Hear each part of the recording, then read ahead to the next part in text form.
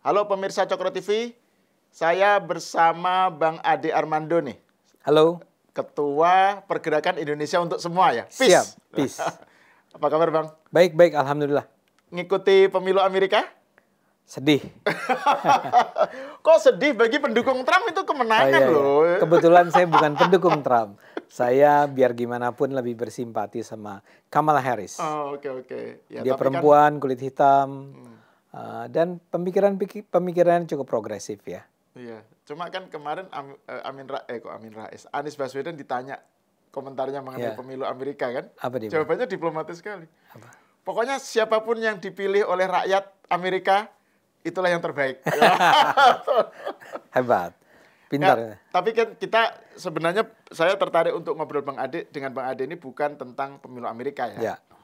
Saya tertarik dengan konten Bang Ade beberapa hari lalu ya di Cokro TV tentang kasus Suswono dan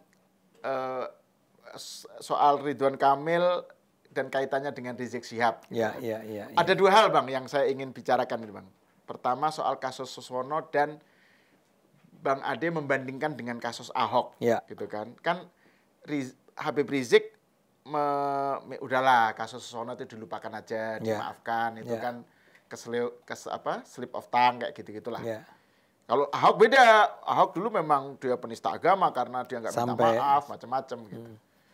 Padahal kalau menurut Bang Ade dua-duanya ini bukan penistaan agama gitu loh. Dua penistaan agama. Nah dan Ahok tuh minta maafnya juga kan sebelum demo, jadi nggak seperti yang dikatakan Rizik gitu. Jadi itu kasus Suswono ini menunjukkan bahwa ada sesuatu yang nggak beres dengan kasus Ahok dulu. Jadi bukti bahwa kasus Ahok dulu itu adalah politisasi itu kelihatan gitu. Karena ini pelakunya sama, yaitu Habib Rizik kan, gitu, pelaku utama lah. Cuma bedanya dulu kan Rizik game changer ya. Maksudnya sesuatu yang arusnya tuh besar, dukungan terhadap Rizik itu kuat gitu. Sementara sekarang kan ya demo kemarin 411 kan sepi gitu ya. Dia juga lagi di Mekah. Oh iya dia di umroh ya. Nggak tahu umroh atau apa. Dulu Bang Ade tuh waktu Habib Rizik umroh yang panjang itu, yang lama. Kan dulu di Facebook setiap hari. Iya, hari pertama, hari kedua. Sekarang kok enggak? Dulu kan dia melarikan diri. Oh iya. Jadi itu menarik itu. Itu dia sedang dikejar oleh polisi untuk diperiksa, bukan untuk ditangkap, untuk diperiksa. Tapi dia sampai berapa ratus atau berapa hari dan gitu ya. Setiap hari Bang Ade, hari pertama, hari pertama, ini hari kedua. Enggak mulai dari hari pertama sih. Dari hari ke-8 atau keberapa. Dan saya betul-betul setia untuk setiap hari menyebut sampai saat dia pulang ke Jakarta. Luar biasa, itu bisa dibukukan itu sebenarnya. Bisa. Tapi kan udah. Ya, tapi itu jadi itu pertama ya soal kasus Suswono dan bagaimana kita kaitkan dengan kasus Ahok gitu.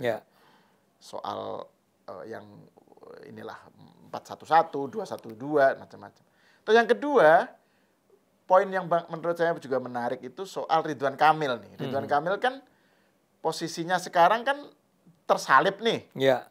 Bahkan survei Litbang Kompas terakhir kemarin udah kalah kan gitu ya. Tipis. Ya tipis, tapi kan tetap kalah gitu loh. Meskipun bukan 50% plus tetap bisa peluang 2 putaran masih besar. Tapi kan intinya tersalib. Terus Bang Ade bilang bahwa jangan sampai Ridwan Kamil karena kasus tersalib ini kemudian secara pragmatis dia deketin Rizik gitu ya untuk mendongkrak popularitasnya dan menutupi kasus Suswono itu. Gitu. Nah ini mengingatkan saya pada Anies Baswedan. Saya selalu keliru loh antara Anies dengan Amin. Jadi mengingatkan saya pada Anies yang juga Bang Ade sudah sebut juga ya. Anies dulu kan dia memanfaatkan Rizik gitu. Anies bukan politisi radikal, dia bukan politisi Islamis gitu. Dia politisi yang memanfaatkan apa yang dianggap bisa menguntungkan dan saat itu adalah ya politik identitas gitu. Dan Anies melakukan itu. Nah, Bang Ade mewanti-wanti jangan sampai RK melakukan hal yang sama gitu. Nah, kita mulai yang pertama dulu, Bang. Soal Ahok dan kasus Suswono dan Rizik. Iya, saya rasa memang ini seperti sejarah memberi kita bukti yang sangat nyata ya tentang apa yang sebetulnya disebut sebagai politisasi hukum yang kita bandingkan antara Ahok dengan sekarang Suswono. Kita ingat sekali, saya adalah orang yang dulu berjuang buat Ahok. Dari timnya lah ya. Dan saya ingat sekali bahkan istri saya menangis tuh ketika akhirnya Ahok dinyatakan bersalah karena dinyatakan terbukti melakukan penistaan agama kan. Tapi kalau kita mau ingat kembali apa yang terjadi, itu kan betul-betul sebetulnya mencederai akal sehat kita ya. Waktu itu bagaimana ceritanya sampai akhirnya Ahok dinyatakan bersalah. Ahok ketika itu dalam rangka kampanyenya sih, dia datang ke Pulau Seribu dan ketika dia berbicara dengan masyarakat, dia tidak dengan nada melecehkan, tidak dengan nada bergurau bahkan, itu mengatakan bahwa ya dia sih berharap, kalau nggak salah bahkan kalimat awalnya itu adalah, tentu aja saya tidak bisa memaksa Anda seandainya agar Anda memilih saya ya. Tapi yang saya minta, ini bahasa saya ya, tapi kurang lebih apa yang dia katakan, saya paraphrase saja. Yang saya minta adalah jangan sampai Anda semua itu terperdaya ya oleh para pemuka agama yang mengatakan bahwa di dalam Al-Maidah 51 di dalam Al-Quran itu ada sebuah perintah dari Allah agar tidak memilih seorang pemimpin non-Muslim ya. Menurut saya itu adalah menurut saya Ahok mengatakannya bahwa hati-hati ya ayat Al-Maidah 51 itu seringkali dimanfaatkan oleh para pemuka agama untuk misalnya menjatuhkan pemimpin-pemimpin yang non-Muslim ya. Jangan terperdaya lah seperti itu. Nah itu kemudian jangan mau dibodohi pakai pakai ayat gitu. Pakai gitu. Kira-kira begitulah ya lengkapnya. Bukan, dia nggak mengatakan bahwa ayat itu membodohi atau ayat itu menipu gitu kan. Betul. Jangan tidak. mau dibodohi jangan mau dibodohi oleh pemuka agama yang pakai gitu ya.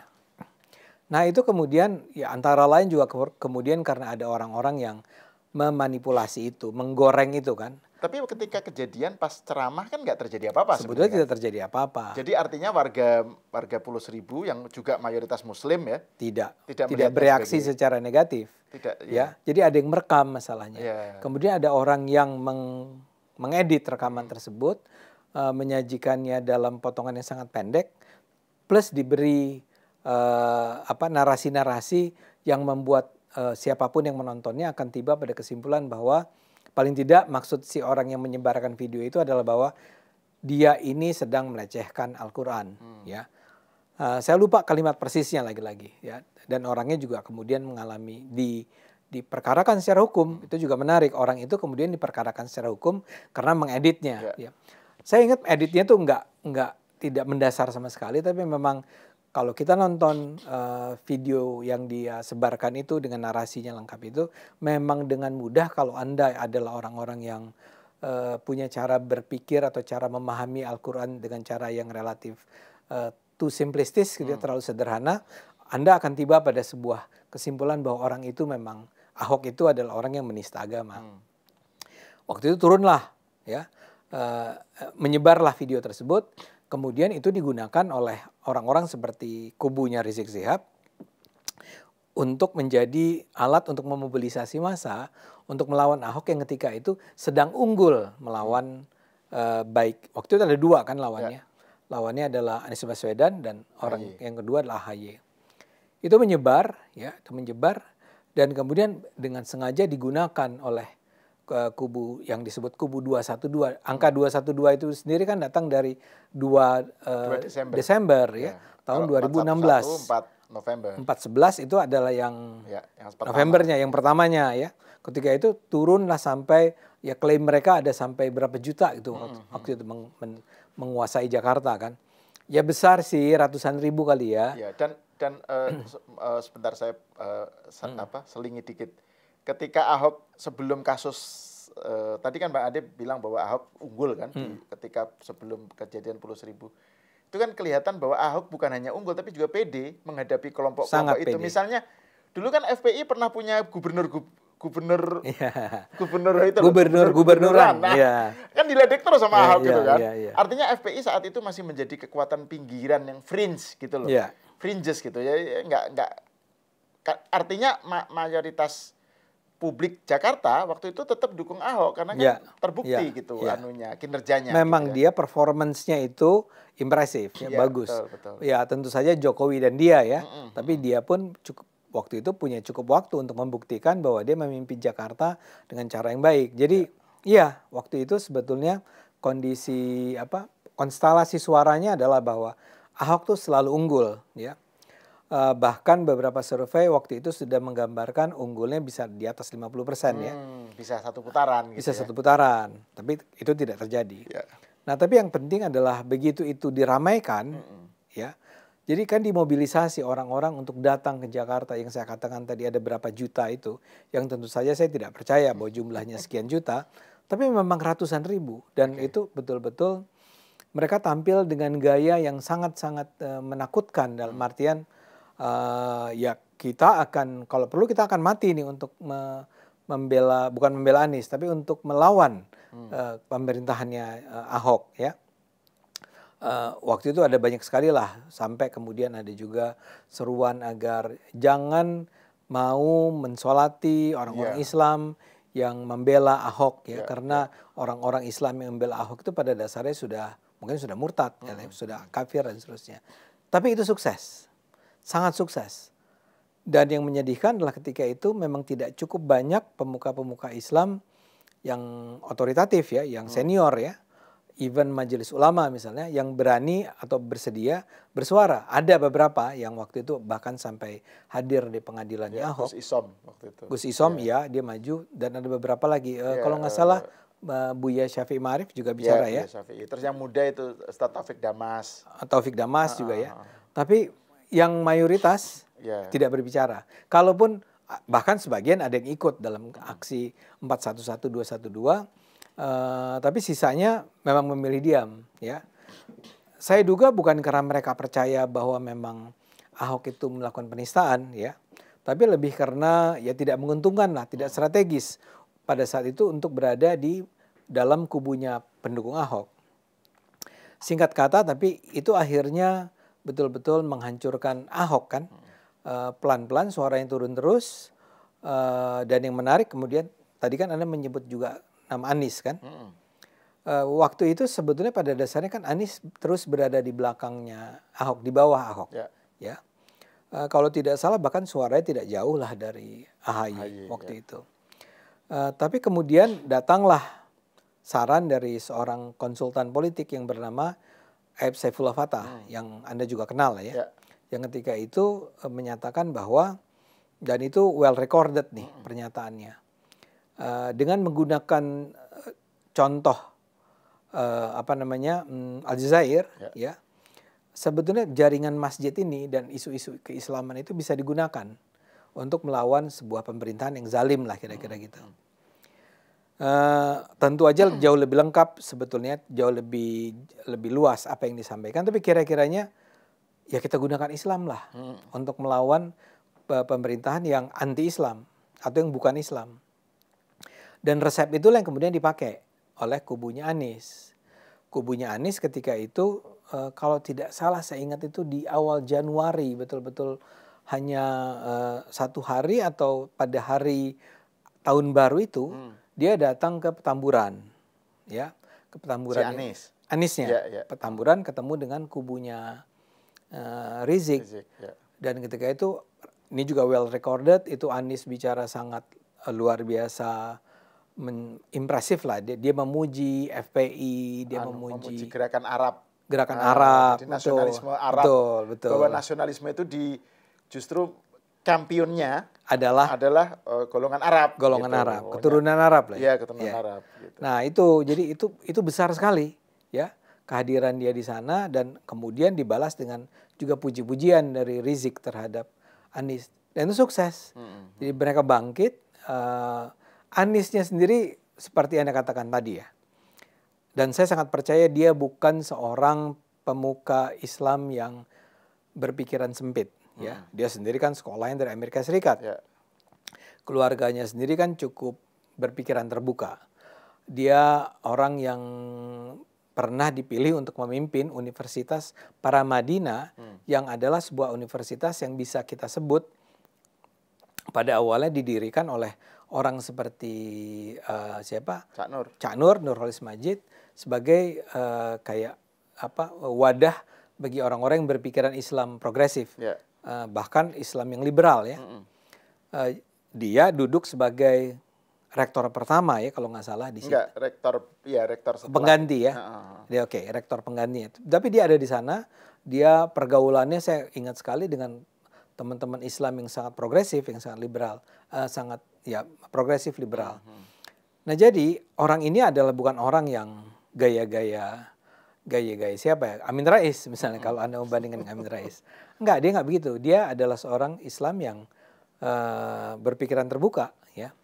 Tapi kan ketika itu buat dia akhirnya dia tiba pada kesimpulan ini memang Anda harus gunakan Islam. Cara terbaiknya adalah lu kan Arab gitu ya. Anies kan Arab. Ya udah gunakan aja kearaban Anda itu mendekati seorang pemuka agama Islam yang juga terkemuka di masa itu, Rizik Syihab, untuk ya kita sama-sama menyatakan bahwa kita adalah kekuatan Islam dalam menyelamatkan Jakarta lah gitu kira-kira. Dan sukses. Dan itulah yang kemudian, saya mau bilang dia sendiri tidak pernah secara terbuka sebelum dia menang mengatakan bahwa kita harus menyerang kelompok-kelompok yang, atau paling tidak gini, dia tidak pernah mengatakan bahwa Ahok itu penista agama. Dia tidak mengatakan bahwa kita harus menyerang dengan menggunakan politik identitas. Tapi keseluruhan kampanyenya itu adalah kampanye yang politik, bukan keseluruhan kampanye. Dia kan punya kubu kubu para pendukungnya yang Rizik dan kawan-kawan. Nah, mereka itu secara bisa dikatakan keseluruhan memang menyuarakan kampanye Islamisme bahwa kita harus menyelamatkan Jakarta ya. Yang belakangan saya agak loncat itu dikonfirmasi ketika si Anies menang dan dia bilang ini adalah kemenangan kaum pribumi. Di pidato pertama kan? Kemenangan pidato kemenangan pertama. Dan itu yang menjadikan banyak orang kemudian, dan Ahok sendiri marah kan? Marah ya. Dan kita akan selalu ingat suasana bahwa kampanye Anies itu menjelang Pilgub itu diwarnai secara kental dengan Islamisme, dengan politik Islam ala Rizik itu kelihatan juga ketika pas hari H, Bang. Itu pas pagi-paginya itu kan ada atau narasi misalnya perang Badar gitu kan, narasi bahwa ini adalah perang Badar, orang Islam melawan orang kafir gitu kan. Terus kemudian ada takbiran, ada takbir, ada pokoknya pagi-pagi jadi mengencourage para orang Islam untuk nyoblos karena ini adalah untuk melawan kafir gitu. Jadi itu dimobilisasi. Iya, gitu. Ini adalah jihad ya. Iya kayak gitu. Jadi itu kan suasana yang menunjukkan bahwa arus politik identitas itu kuat. Iya. Dan ya betul, Anda juga tadi ingatkan Ahok sendiri sudah minta maaf. Memang dia minta maafnya dengan bahasa yang tidak sepenuhnya seperti saya minta maaf gitu ya gitu. Enggak, dia cukup inilah ya, dia sangat matang dengan kepolitikan dia ya, dan dia menyampaikan bahwa ya kalau ini menyinggung perasaan Anda saya minta maaf, kira-kira gitulah ya. Tapi itu tidak diterima sama sekali. Dan ketika para ulama yang terbuka, yang moderat atau apapun itu sudah mengingatkan dia tidak sedang melecehkan kita ya, itu tidak diterima oleh Rizik dan kawan-kawan. 212 tidak terima itu. Betul. Ini udah Cina kafir, apalagi tuh Cina kafir, ya itu ya. Ya itulah kombinasi itu udah dua itu ya. Dan Cina kafir dan dia menghina Nabi Muhammad. Iya. Jadi lengkap stigma. sudah. Jadi Cina kafir, Cina Kristen dan stigma. Ya. Penista Islam ya. Itu yang... Jadi tidak ada alasan bagi orang Islam untuk memilih orang seperti Ahok ya. Jadi nggak ada excuse, nggak ada maaf sama sekali. Dan sampai tahap di mana mereka ingin memenjarakan Ahok dan berhasil. Pengadilan saya rasa saat itu menurut saya hakim tidak bisa mengambil keputusan yang cukup objektif, adil ya. Karena kalau tuduhannya adalah menghina, menista, itu kan di dalamnya harus ada niat ya niat mens rea itu ya untuk melakukan penghinaan, dan itu jelas-jelas terbukti di dalam pengadilan tersebut itu tidak ada. Tapi toh akhirnya nggak ada maaf, nggak ada. Ini bukan salah kata-kata.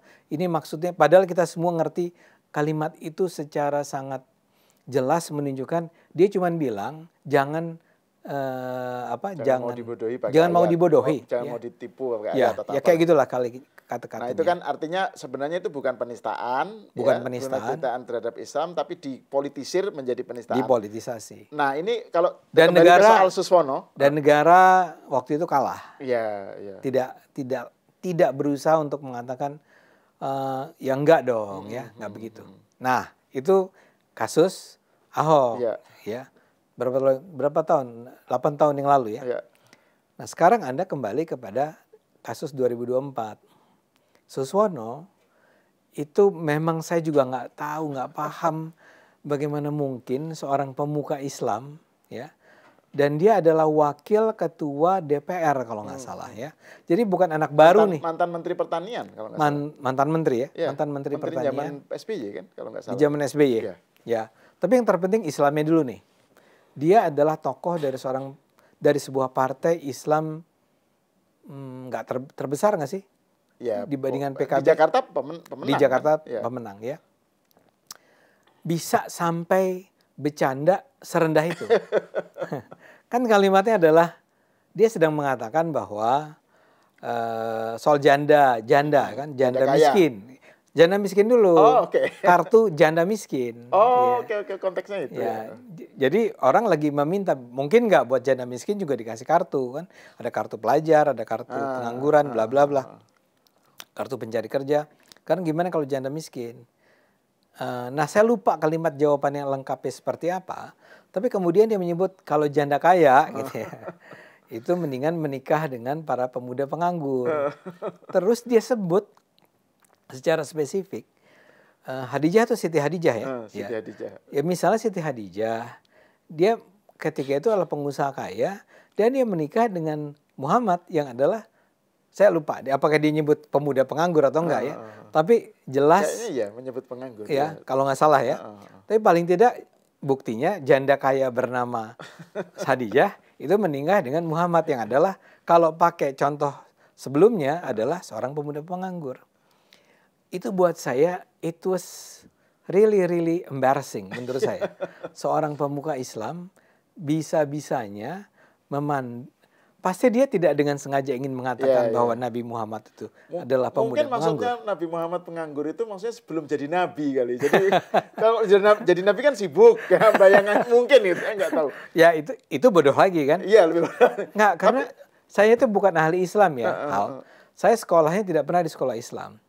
Tapi saya tahu persis cerita tentang mengapa Hadijah menikahi Nabi Muhammad kan. Betul. Nabi Muhammad itu waktu itu cerita mengenai bagaimana mereka itu bersatu, itu well known, ya, bahwa dia itu adalah orang yang sangat dipercaya oleh Siti Hadijah, ya. Dia anak muda, Al-Amin ya, Al-Amin dan terpercaya ya. Orang yang sangat terpercaya. Jadi ini bukan soal pemuda yang suka nongkrong-nongkrong sambil nyanyi-nyanyi di pinggir jalan gitu. Kan bukan itu. Ini betul. Dia ini orang yang terpandang saat itu, ya. Dan dia menjalankan bisnisnya Siti Hadijah di berbagai tempat kan. Dia berangkat kemana, dia berangkat gitu. Dan itu yang menimbulkan respect, ya. Artinya Siti Hadijah menjadi menghargai dan jadi mencintai kali ya. Entrepreneur, punya jiwa entrepreneurship gitulah. Jadi dia sosok ini kok bisa mengembangkan perusahaan atau gitulah. Gitu. Mungkin ada pria-pria lain juga yang mendekat, tapi yang lain-lain ini tidak meyakinkan ya. Dia lihat ada sosok Nabi Muhammad. Jadi ketika dia bicara begitu, it is quite embarrassing menurut saya. Agak memalukan sih bercandanya seperti itu. Tapi yakinlah gini. Yakinlah bahwa dia tidak ingin melecehkan Nabi Muhammad. Kalau itu juga saya akan katakan, saya yakin seyakin-yakinnya. Ya, lagi pula nggak mungkin lah. Suswono ini adalah seorang Muslim. Muslimnya dari partai PKS, artinya dia bukan orang yang tidak belajar tentang Islam. Jadi dia bukan tipe orang yang berpikir-pikir kenapa mau ya gitu. Siti Hadijah dengan Nabi Muhammad. Enggak, dia tahu persis orang ini sangat dipercaya. Nabi Muhammad ini sangat dipercaya. Yang menarik itu Bang, jadi yang bahwa kita sepakat lah bahwa itu pasti bukan, kita yakin lah bahwa itu bukan penistaan terhadap Nabi Muhammad lah. Pak Suswono pasti nggak punya niat seperti itu dan memang tidak menista sama sekali. Tapi ada yang bilang, tapi itu dia menista pemuda penganggur. Karena pengangguran sekarang itu bisa aja karena PHK, jadi bukan karena malas gitu loh. Pemuda penganggur sekarang ini harus dikasihani, jadi jangan dilecehkan gitu. Kita berempati lah ya. Empati dong gitu. Terus juga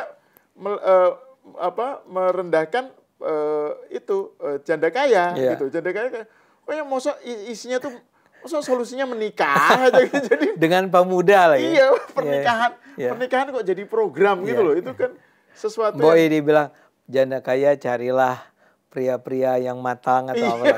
Nah, anyway, itu memang makanya saya nggak paham dengan joke dia itu. Kenapa dia pikir itu lucu ya?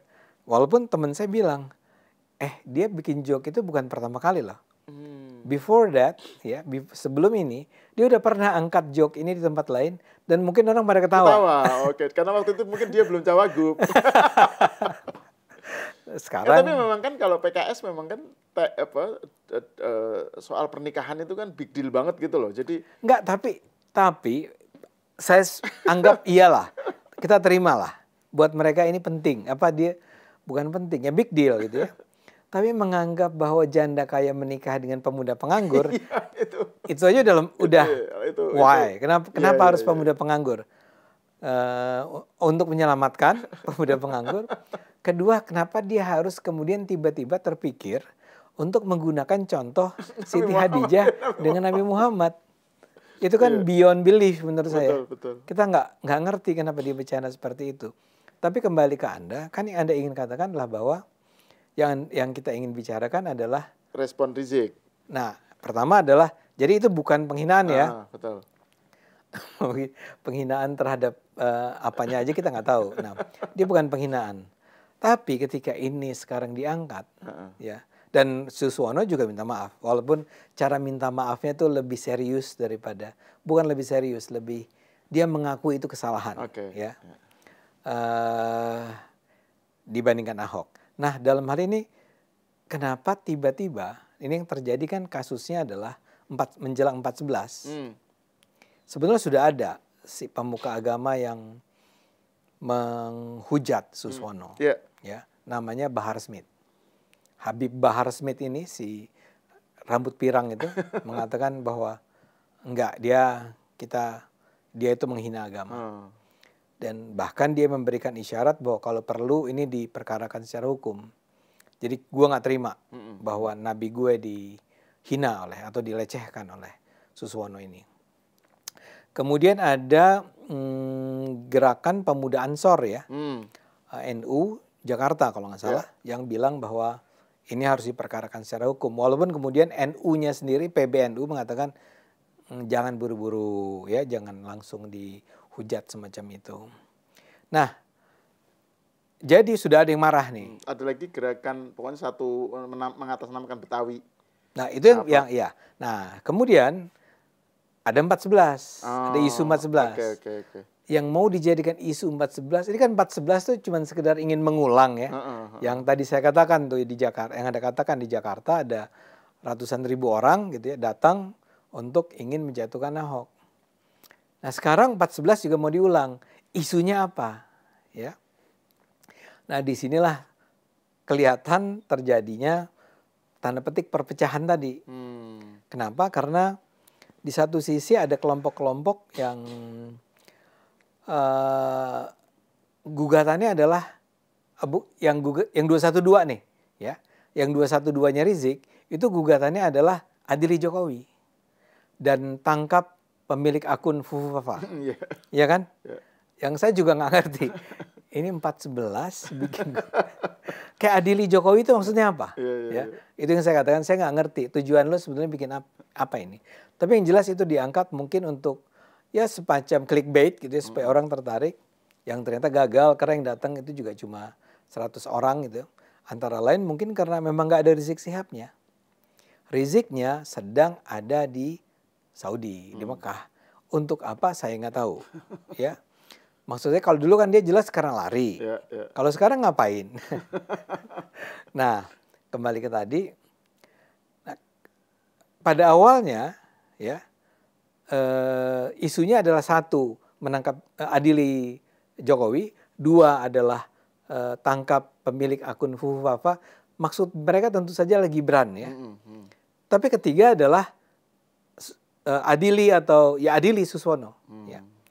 Tapi menjelang hari-hari terakhir terjadi ada pernyataan-pernyataan dari kalau tidak salah Novel Bamukmin ya, yang mengatakan bahwa belum, ya, kita belum putuskan nih, kita masih harus bicarakan dulu, kita akan angkat apa.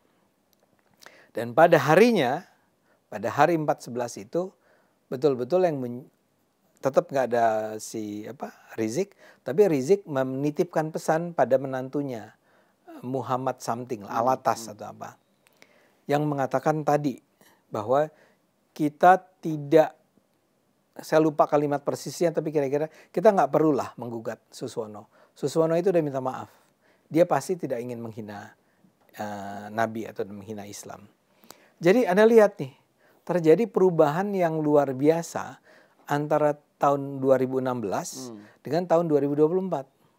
Apakah ini berarti dia ini menjadi seorang yang sekarang semakin wise, semakin bijaksana lah ya? Oh enggak lah, itu bukan menghina, itu cuman joke, dan dia juga udah minta maaf. Tapi kalau saya boleh tanya kan, Pak, kenapa dulu enggak ya? Itu pasti bukan karena wise Bang, karena Rizik Syihab langsung juga setidaknya melalui si menantunya itu, Muhammad itu, menyatakan untuk mengkontraskan dengan Ahok. Kalau Ahok dulu beda, gitu. Iya. Ahok dulu nggak minta maaf, maafnya setelah dipaksa, setelah demo gitu. Yang itu faktanya keliru kan gitu, karena minta maafnya setelah, tapi sebelum demo. Dan juga kan seperti kita bicarakan tadi, tidak ada penistaan tidak ada penistaan agama. Betul. Jadi kasusnya ini sama-sama bukan penistaan agama gitu. Tapi sekarang Riziknya malah bilang bahwa nggak usah dimaafkan, nggak usah diperkarakan. Ini kita maafin aja lah ya. Ini beda sama Ahok dulu. Itu memang menjadi soal yang penting. Nah, sehingga kalau kita tanya kenapa, saya menduga nih ya, saya menduga atau bahkan saya yakin sekarang ini. Ini terjadi karena kali ini, kalau Bahar Smith ini kan rupanya mungkin dia berada di luar pertarungan politik kali ya. Ya dia mau ngomong apa aja ya nggak penting gitu ya. Tapi saya rasa di kubu 212 ini sekarang terjadi kegamangan kali ya. Dalam Pilkada Jakarta 2024, mereka akan dukung siapa? Ya. Masalahnya adalah kalau mereka melihat Suswono dan misalnya begini, mereka anti Jokowi dan sekaligus ke Prabowo kan. Harusnya kan logika awalnya gitu kan. Jokowi dilanjutkan dengan Prabowo. Tapi sekarang mereka ingin menunjukkan kita cuma anti Jokowi ya, tapi kita tidak anti Prabowo. Ini kita putus nih. Yang bersalah ini ya, dia dan anak-anaknya. Karena itu yang kita tuntut diadili adalah Jokowi. Yang menurut saya salah benar. Prabowo itu adalah orang yang salah benar. Salah benar itu maksudnya gimana? Sangat salah. Benar-benar salah. Salah besar. Ya, lebih gampang lah ya, lebih mudah ditafsir. Salah benar itu salah atau benar? Oh, salah benar itu. Benar Bang, bukan benar. Iya, salah benar. Salah benar itu. Betul. Oke, lanjut. Salah benar itu, dia menyangka bahwa kita bisa memisahkan antara Jokowi sama Prabowo. Kan nggak mungkin. Prabowo adalah ya mereka adalah semacam duet lah, Prabowo dan Jokowi. Tapi jelas si Rizik kan masih marah sama Jokowi. Biar gimana pun yang menyebabkan dia masuk penjara dan harus melarikan diri ke Saudi selama bertahun-tahun itu adalah ya ulahnya Jokowi menurut dia kan. Karena itu harus dibalas. Balasnya adalah jatuhkan Jokowi kemarin. Gagal, nggak jatuh-jatuh kan. Sekarang udah turun, adili. Anaknya juga nggak boleh jadi wakil presiden. Anyway, yang saya mau bilang adalah kubu 212 ini pada dasarnya menurut saya itu ada dalam kegamangan. Dalam Pilkada Jakarta saat ini, bila mereka ingin terlibat, mereka ingin menyatakan dukungan, mereka akan mendukung siapa? Mereka sudah menunjukkan bahwa mereka tidak menyukai atau mereka membenci atau mereka memusuhi Jokowi. Mereka berharap Jokowi akan bisa ditangkap misalnya. Atau paling tidak itu adalah imajinasi mereka bahwa Jokowi bisa ditangkap. Karena itu mestinya mereka tidak mendukung, kalau mereka anti Jokowi, mereka harusnya juga anti Prabowo. Tapi mereka berusaha putus dengan mengatakan kita cuma anti Jokowi ya, kita tidak anti Prabowo. Nah ini harus ditunjukkan dalam pemilihan kali ini. Masalahnya adalah kalau mereka tidak anti orang yang, kalau mereka anti orang yang didukung oleh Prabowo sekarang, yaitu Ridwan Kamil, ya walaupun tidak pernah ada pernyataan secara tegas dari Prabowo, tapi kita tahu semua lah, kan sempat makan malam ya. Ya. Jadi artinya kalau mereka anti orang yang didukung Prabowo, mereka harus mendukung lawannya, yang adalah Pramono Anung. Persoalan besar dengan Pramono adalah mereka merah.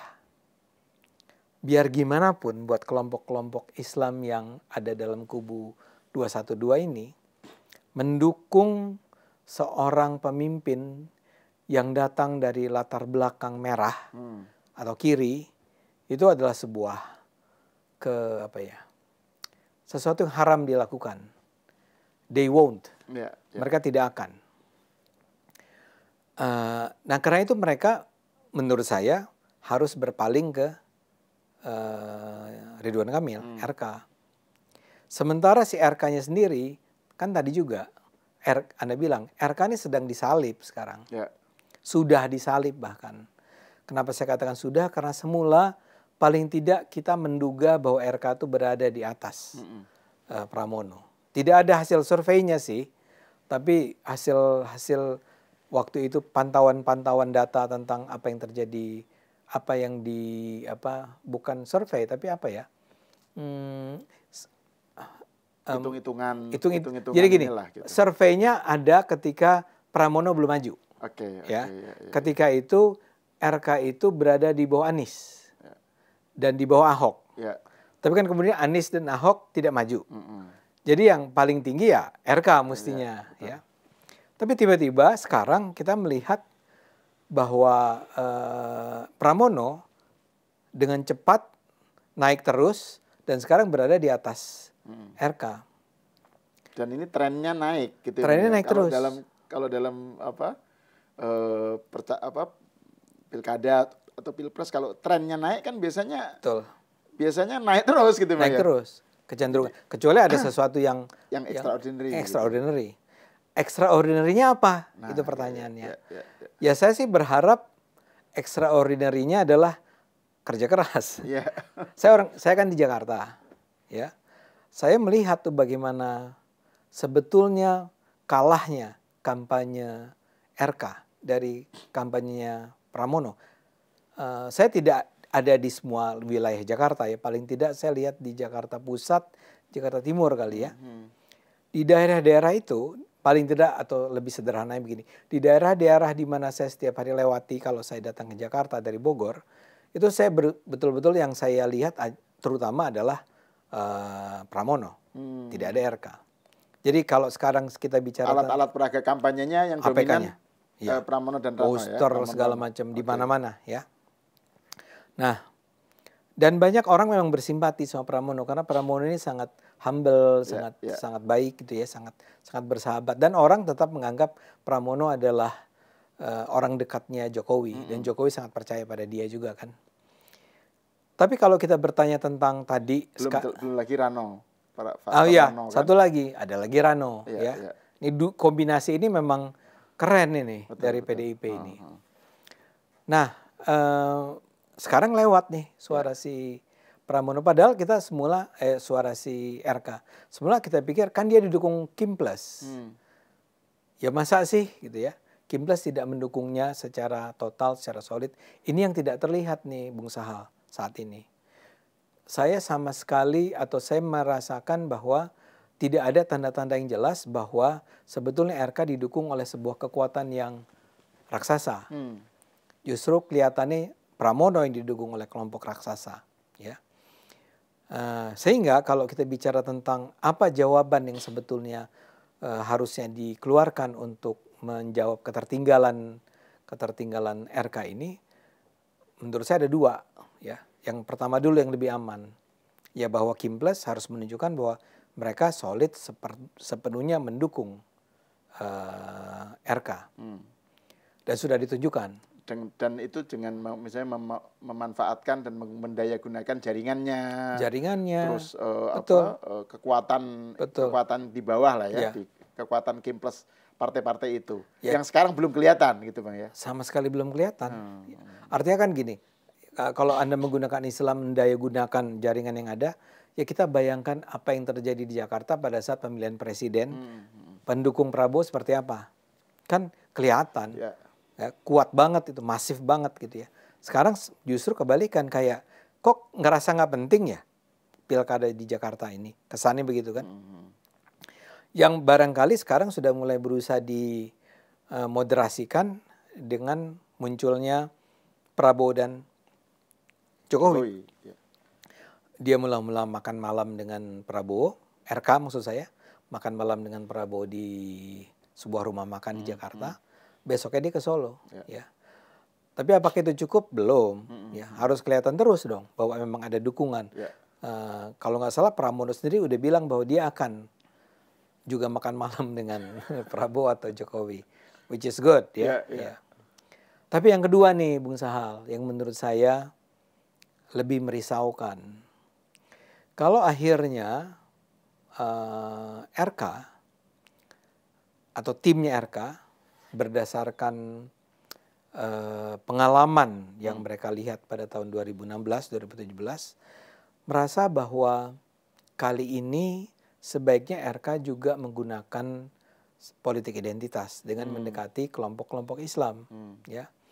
Karena hanya kalau mereka bisa dipandang bukan sebagai penista agama dan bahwa mereka didukung penuh oleh komunitas Muslim, habaib segala macam, mereka bisa menang.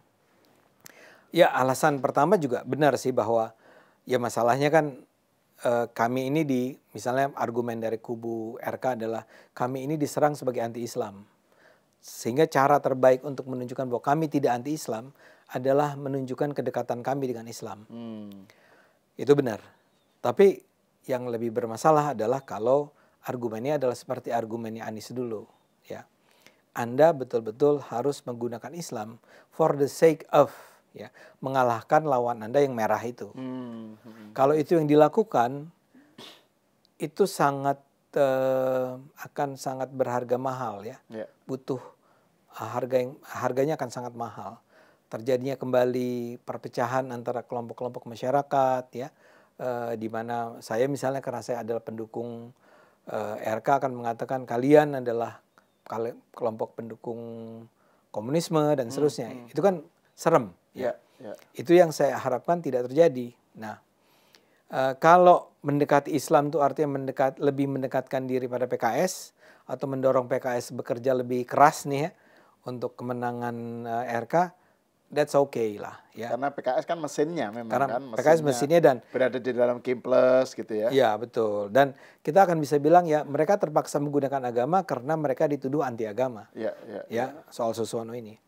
Jadi nggak sepenuhnya karena seperti Anies. Cuman kalau yang kedua, yang skenario kedua yang terjadi, yaitu mereka betul-betul menggerakkan kelompok-kelompok Islam, dan itu adalah bukan hanya yang pendukung PKS, tapi juga kubu 212 untuk menyuarakan serangan-serangan bernada anti komunisme, anti Kristen nanti itu betul-betul bisa membahayakan kita semua.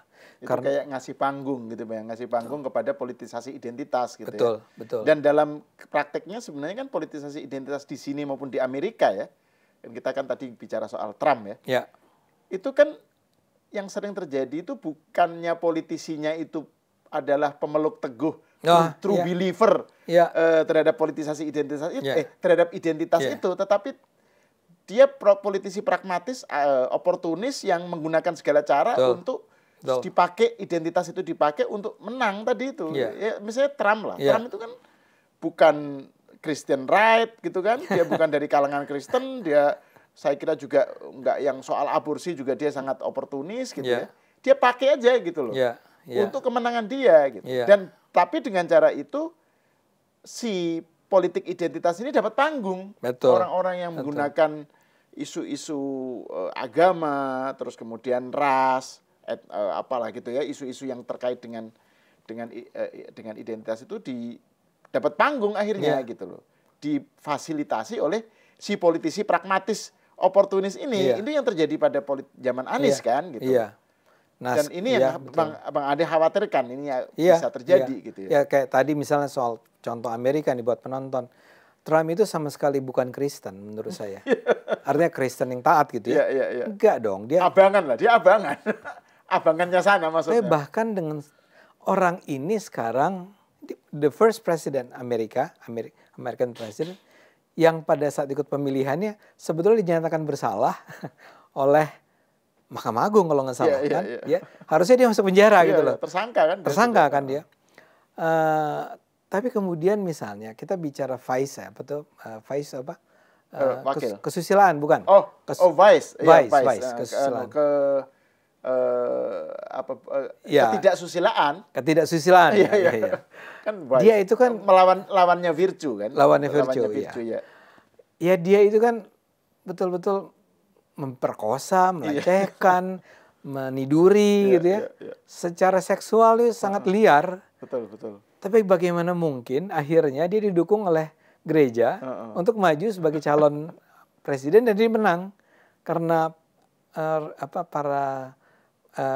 rakyat Amerika yang Kristennya gitu yang konservatifnya, yang pemeluk agama yang taat itu merasa bahwa Trump itu seorang pemimpin Kristen.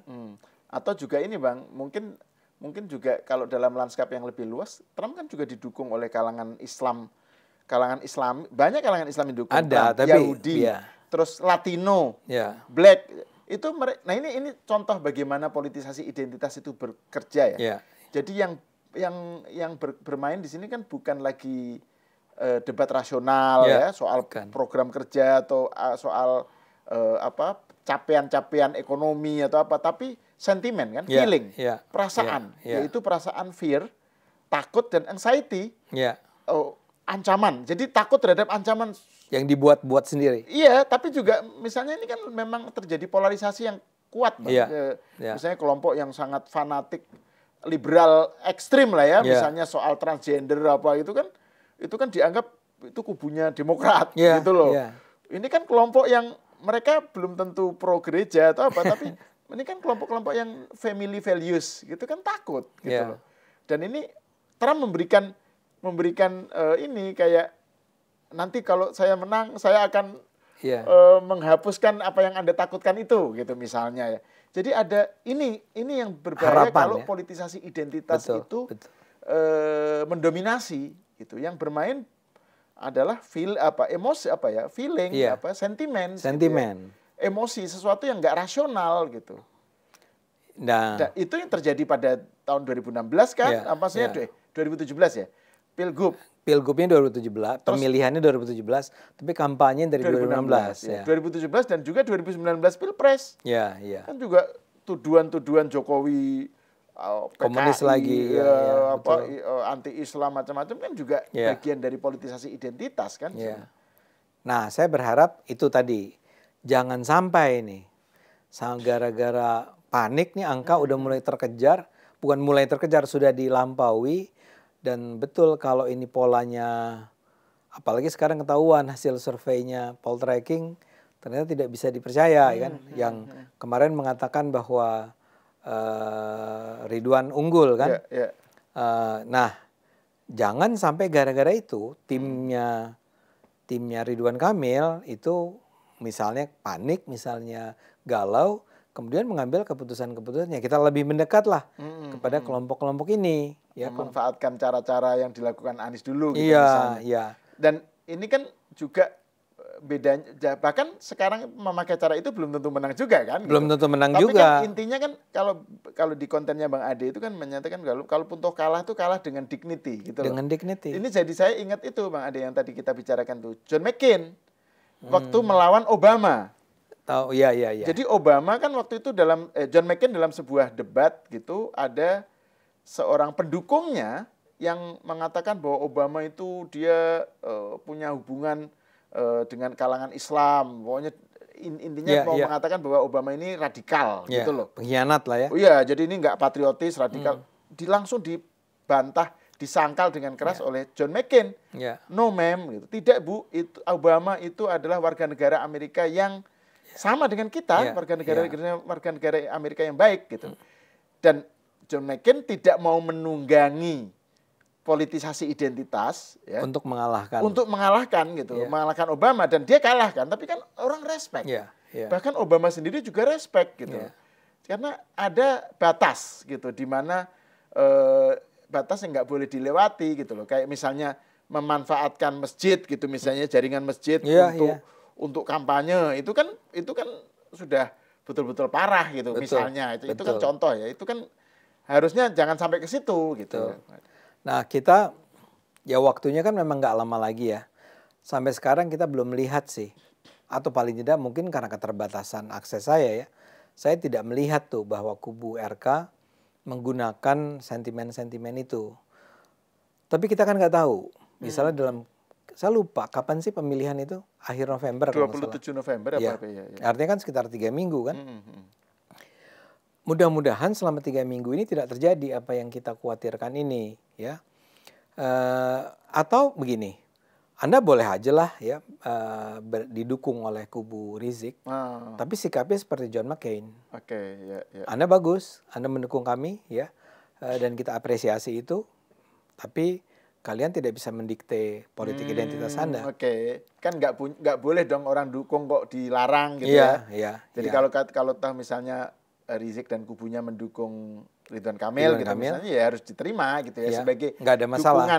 Dukungan biasa, tapi bukan berarti mereka menentukan langgamnya gitu ya Bang ya. Belum menentukan, nggak boleh menentukan menjadi politik identitas lah jadi panglimanya gitu ya. Sehingga kalau kita misalnya mulai mendengar nih, ada di beberapa masjid kita orang udah mulai melaporkan, loh kok ini masjid-masjid mulai ceramah-ceramahnya mulai sangat politik identitas nih, mulai menyebut-nyebut tentang ancaman dari pemimpin yang merah dan seterusnya. Saya rasa menjadi penting bagi RK dan kawan-kawannya untuk menunjukkan bahwa kita nggak begitu mainnya ya. Saya minta Anda segera menghentikan insinuasi semacam itu, propaganda semacam itu. Kita main baik-baik aja. Karena saya sih percaya sebetulnya ya, kalau RK itu bisa di amplify keunggulan dia selama ini di Jawa Barat, sangat layak kok dia juga menang melawan bisa kok dia menang melawan Pramono. Nggak usah. Apalagi ini kan 2 putaran Bang, jadi masih ada waktu sebenarnya. Kalau 2 putaran. Kalau 2 putaran. 50%+1 susah loh. Iya. Kalau Anda justru membuat menjadi lebih risau nih. Kalau ini menjadi 2 putaran, masih ada berapa? 2 bulan lagi kan? Sekitar gitu kan? Nah, tapi apapun, mau 1 putaran, mau 2 putaran, menurut saya Jakarta tuh jauh lebih berharga daripada sekedar diperlakukan sebagai sebuah daerah untuk dimenangkan dengan cara apapun ya. Tujuan menghalalkan caranya Machiavelli itu sama sekali nggak bisa dipakai. Karena itu kita berharap, saya itu adalah orang yang mendukung Ridwan Kamil ya, tapi saya nggak kepengen Ridwan Kamil melakukan itu, melakukan kampanye dengan sebelum orang salah menangkap. Enggak, Ridwan Kamil sampai saat ini tidak melakukan itu. Tapi dukungan dari para habaib sudah muncul, sudah terdengar. Ya, dukungan dari Rizik Syihab, saya nggak tahu apakah eksplisit atau tidak eksplisit, sudah juga terdengar. Nah, kalaupun itu diterima dan kalaupun itu adalah bagian dari koalisinya Ridwan Kamil, itu semestinya tidak sampai pada tahap di mana kelompok-kelompok Islam Rizik dan kawan-kawan itu bisa menguasai diskursnya di kubu kampanyenya si Ridwan Kamil. Ya kan? Ya. Dan saya sih termasuk orang yang memang ya udah maafkanlah Suswono itu. Ya emang bercandanya kayak begitu mau diapain gitu ya. Tapi Ridwan Kamil menurut saya adalah orang yang layak memimpin Jakarta dan dia dipimpin oleh Kimples. Didukung oleh Kimples ya, yang adalah kumpulan dari orang-orang yang menurut saya sangat layak kita harapkan memimpin Indonesia, bukan lagi cuma Jakarta nih, untuk ke arah kesejahteraan yang lebih baik ke depan. Dan juga ini Bang, kalau misalnya RK dan Suswono menang kan narasi mengenai sinkronisasi inline antara pemerintah pusat dengan Jakarta itu makin nyata. Makin gitu nyata, ya. betul. Karena kan ini didukung Kimples, sementara rejimnya yang berkuasa kan pemerintah pusatnya kan Kimples juga. Iya. Meskipun sebenarnya orang juga bisa bilang Pramono kan juga dekat sama Jokowi. Jadi ini bukan Pramono itu bukan Anies. Lain halnya kalau kontrasnya itu Ridwan versus Anies gitu ya. Tapi ya biar gimana Pramono PDIP. Betul. Ya. Tapi I'm not against Pramono at all. Ya, saya juga tidak against him. Tapi saya akan tidak against Rano Karno gitu kan. Apalagi. Bang Ade kan kenal baik sama Enggak kenal baik sih enggak. Okay. Ya cuman saya respect sama dia, saya respect sama Pak Pramono. Tapi buat saya pribadi, saya sih lebih prefer kalau yang menang adalah RK dan Suswono ya. Cuman harapan kami yaitu jangan sampai RK dan Suswono akhirnya kejebak melakukan hal-hal yang nggak pantas. Kayak tadi Anda bilang, Anda kutip kan, ya bertarung aja. Kalau Anda kalah, tapi with a dignity, seperti Kamala Harris sekarang kalah, ya kita hormati, ya kita tetap mencintai dia gitu dia. Ya, bukan kita lah Bang Ade. Oh saya. Kalau saya kan netral karena saya bukan orang Amerika. Iya. Kayak pertarungan saya lupa di Indonesia yang bisa dijadikan contoh tuh ketika yang enggak sih kemarin Prabowo lawan harus Prabowo yang menang kemarin. Nah kembali ke tadi. Tapi yang saya khawatirkan itu kalau orang mulai kembali menggunakan politik identitas, main di sentimen agama gitu ya. Dan itu akan terjadi kalau yang menjadi sekutunya dari RK adalah kubu seperti Rizik yang dalam posisi penentu gitu ya. Dan akan menjadi posisi penentu. Bayangkan apa yang akan bisa mereka lakukan ke depan. Oke. Ya.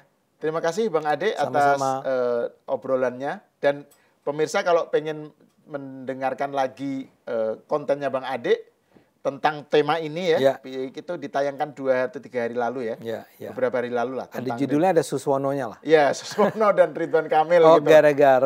Gara-gara blundernya Suswono, saya melihat kok Ridwan Kamil jadi berpaling ke tanda tanya, apakah Ridwan Kamil akan berpaling ke Rizik? Ke Rizik, Oke, terima kasih Bang Ade. Pemirsa, sampai di sini dulu, kita berjumpa lagi di episode selanjutnya.